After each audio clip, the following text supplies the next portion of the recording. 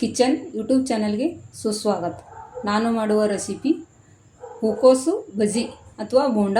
ಕೋಸು, ಕಡಲೆ ಹಿಟ್ಟು 1 ಕಪ್ಪು, 4 ಮೆಣಸಿನಕಾಯಿ, ಉಪ್ಪು, ಅರಿಶಿನ, ಜೀರಿಗೆ, ಅಜವಾನು, ಕೊತ್ತಂಬರಿಯನ್ನು ಹಾಕಬೇಕು.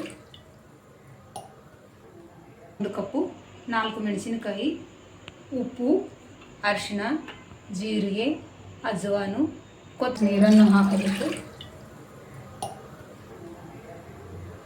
1.5 ಗ್ಲಾಸ್ ನೀರನ್ನು ಹಾಕಬೇಕು. ಒಂದು ಸ್ವಲ್ಪ ಉಪ್ಪು ಹಾಕಬೇಕು. ಒಂದು ಸ್ವಲ್ಪ ಅರಿಶಿನ ಹಾಕಬೇಕು ನೀರಲ್ಲಿ.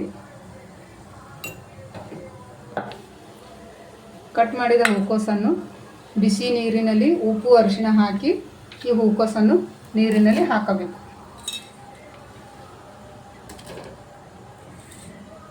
ನೀರಿನಲ್ಲಿ ಹಾಕಿ 5 ನಿಮಿಷದ ನಂತರ ಇದನ್ನು ಫ್ರೈ ಆಗಿದೆ ಅಂತ ನೋಡಿ ಚೆಕ್ ಮಾಡ್ಕೊಳ್ಳಿ. ಇದು ಕುದ್ದಿದ ನಂತರ ಹೂಕೋಸು ನೀರನ್ನು ಸಪ್ರೇಟ್ ಮಾಡಿ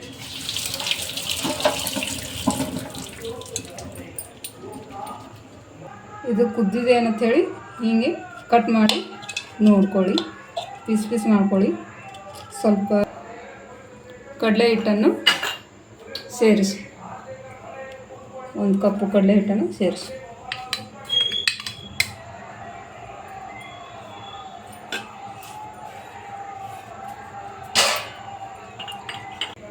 ಅದಕ್ಕೆ 1 ಚಮಚ ಅರಿಶಿಣ,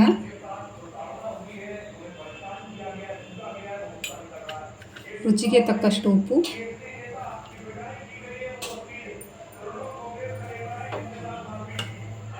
ಅಜವೇನು 1 ಚಮಚ,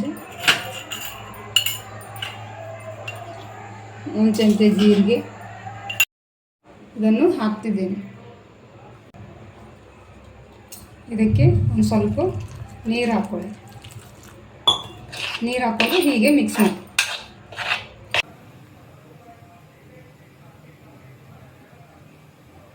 ಎಣ್ಣೆ ಇಷ್ಟ, ಎಣ್ಣೆ ಕಾಯ್ದಿದೆ, ಇದರಲ್ಲಿ ಬಜ್ಜಿಯನ್ನು ಬಿಡಬೇಕು.